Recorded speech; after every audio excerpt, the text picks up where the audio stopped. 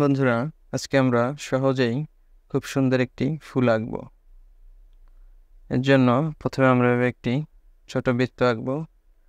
বৃত্তটির পাশ থেকে একটি রেখা এভাবে ঘুরিয়ে এবার বৃত্তের সাথে মিলিয়ে ফুলের একটি পাপড়ি আঁকবো, তার পাশ থেকে আরও একটি পাপড়ি, এভাবে কয়েকটি পাপড়ি এঁকে ফুলটি আঁকবো।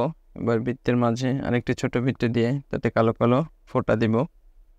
এবারে বৃত্তের চারপাশে ঘুরিয়ে ছোট ছোট রেখা দিয়ে তার মাথায় বিন্দু দিয়ে দেব।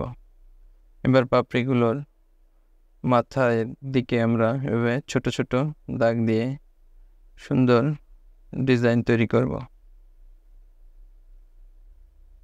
এখন আমরা আরেকটি ফুল আঁকবো।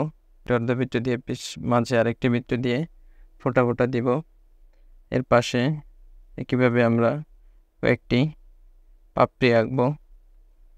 এবার বৃত্তের চারপাশে ছোট ছোট রেখা দিব এবং পাপড়িতেও ছোট ছোট রেখা দিয়ে এই ফুলটিতে আমরা একইভাবে ডিজাইন বা নকশা করব। এখন পাপড়ির পাশ দিয়ে দুইটি রেখা উঠিয়ে একটি শিরা দিয়ে ছোট ছোট শিরা দিয়ে একটি পাতা আঁকবো। একইভাবে আমরা অপর পাশে আরও একটি পাতা আঁকবো। এভাবে শিরা এবং দুটি গোল দুই পাশে দিয়ে আমরা কয়েকটি পাতা এঁকে নেব।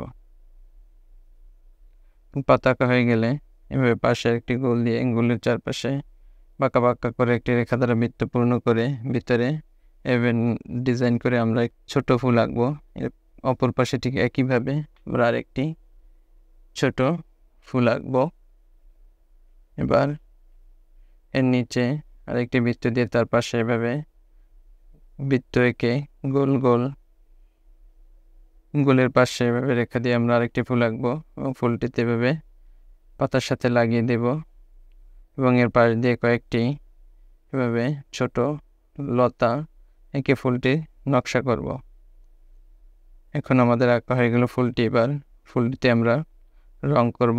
বৃত্তের মাঝে আমরা মেরুন রং করে দেব এবং পাশ থেকে বৃত্তের পাশে এবং পাপড়ির পাশে আমরা হালকা হালকা করে লাল রং, প্রথমে হালকা হালকা করে লাল রং দেব এবং পরে রংটিকে আমরা গাঢ় করে নেব। অপর ফুলটিতে ঠিক একইভাবে বৃত্তের পাশে এবং পাপড়ির পাশে গাঢ় লাল রং করব এবং এর মাঝে আমরা হলুদ রঙের শেড দিয়ে দেব। এখন আমরা পাতাগুলোতে সবুজ রং করে নেব। পাতাগুলো সবুজ রং করা হয়ে গেলে এখন আমরা লতাগুলোতেও এভাবে একটু হালকা সবুজ রং করে এবার পাশের ছোট ছোট ফুলগুলিতে আমরা হালকা বেগুনি রং করে নেব। আমাদের আঁকা হয়ে গেলে সুন্দর একটি ফুল। ভিডিওটি কেমন লাগছে জানাবে। ধন্যবাদ।